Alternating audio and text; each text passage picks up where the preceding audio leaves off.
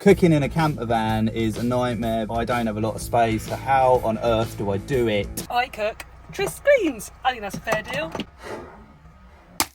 Welcome back, folks. We're Trist and Kez. This is little Frank. Murphy's up there eating a treat, and we live full-time in our 36-year-old camper van, Old Gertie, touring the United Kingdom. It's Sunday, it's another session. What are we here for? This week we are going to be shining the van life spotlight on cooking in a van. Yes, there's not a lot of space, so that's the criteria. A lot of people are at home, and cooking's a lot easier, isn't it? But in a camper van, you've got 2 ring burner. We're lucky enough to have an oven and fully functioning fridge. I think people find it hard to cook in a van, so they kind of don't bother because they think it's going to be too tricky, don't they? Space is kind of the commodity that we're not working with, isn't it? But actually, yeah, it's a lot easier than you think, and there's a lot more recipes that you can create in a van. I guess let's boil it down to what we keep in our cupboards and a couple of meals that we cook. Yeah, well, I mean, anything that you can do in one pot is my advice. If you followed our Instagram, you'll see you can do mac and cheese in one pot, you can do carbonara in one pot, you could do a curry in one pot. Yeah, anything that's sort of one pot. A lasagna in one pan. It wasn't, I was going to say that. It's a stovetop lasagna, but it's in 2 pans. Oh, it was, wasn't it? Yeah. So, you know,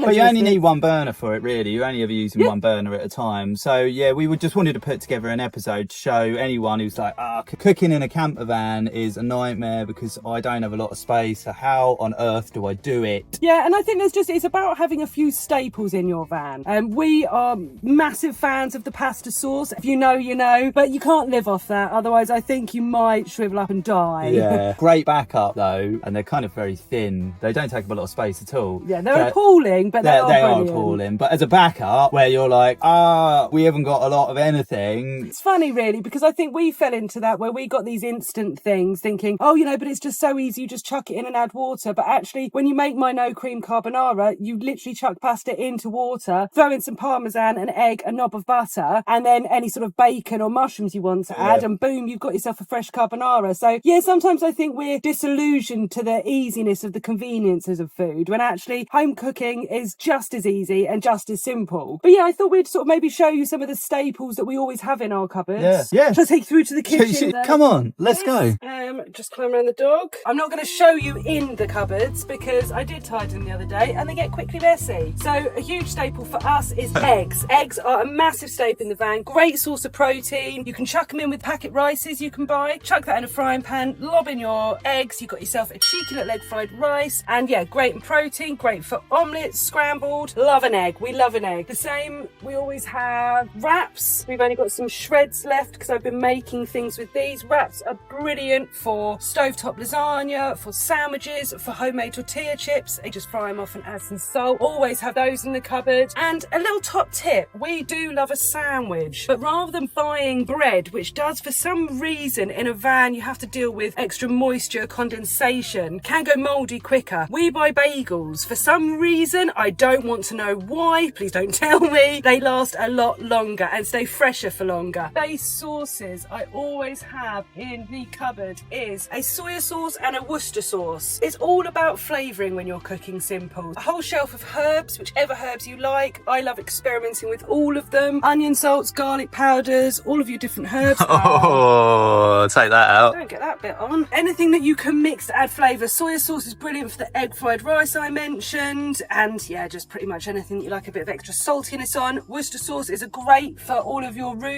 if you're making a cheese sauce. Always have those in my cupboards. Another staples that we like to have in our cupboards. I love to go for most things that are jarred. This is a mess in here. We're just going to talk through some of these jars and tins we always have. We will never be without these. Grilled peppers in a jar. But I guess the question is, why do we have things jarred and packaged? Over fresh? Yes. Because it goes off quicker. That's about all it is, really. Long lasting, isn't it? But, the stuff in the cupboard. Yeah, these are long lasting. They come preserved in oil, so you can actually use the oil when when you're cooking as well, so it's a double whammy. They just can add a lot of flavour to pastas. I like to chop these up and add them on top of fried eggs. That tastes delicious. Another staple, dried mushrooms. Grab them wherever you see them. These are fantastic, brilliant to add to. Just, you have to be creative and be brave. Think what flavours you like and chuck it in a pan. I think we all follow this rule where you have to follow the recipe exactly. But if you put this with baked beans, it's going to taste like peppers with baked beans. If you like that, eat it. If you don't mix them together. I don't know. We had walnuts the other day, didn't we? So we did have walnuts. We need to stock up on walnuts. Pasta, passata. Oh look, see, we've got 2 jars. That's how well we stock up on these. And then really sort of where you can get your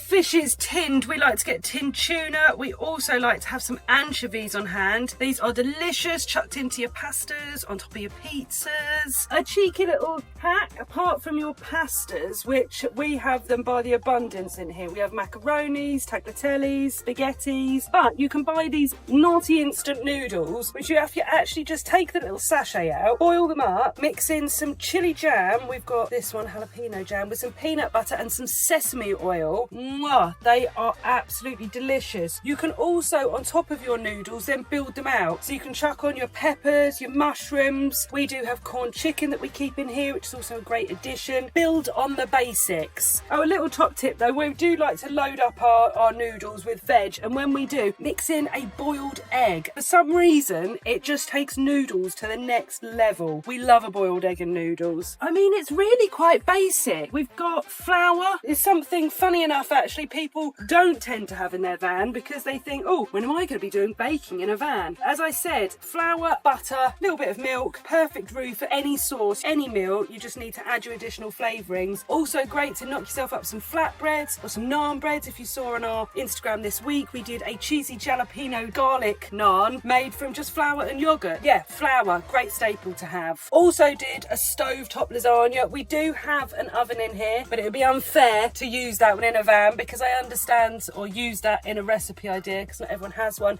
But yes, you can have your comfort food in a van. So stovetop lasagna we also cooked with a walnut mince, interestingly, which is another sort of top tip. We tend to eat more vegetarian in the van just because it's a lot easier to store things because they have long life. I mean, using nuts as your meat replacement, that's a no-brainer, isn't it? You can have bags of them in the cupboard. So yes, stovetop lasagna. Jump over to Instagram, as this past week we've had 5 meals cooked in a camper van, and that takes you through all the ABCs of cooking it from the start to the finish and how they all look. And well, I'm biased, but they were delicious, weren't they? Yes. Sorry it's been a short one this week, guys. It's really difficult when you do something so specific like cooking in a van because you don't really ever know how much detail to give people. Do you want like the full-blown recipes, or hopefully it's given you a few ideas of how to start cooking in a van, how to not be scared of cooking in a van. I don't know, I don't think anyone's scared of it, but yeah, just hopefully it's been of some help. We're sending out a weekly newsletter, aren't we? Oh yes, we are. 3 have gone out, so if you aren't on our subscriber list then you have already missed out.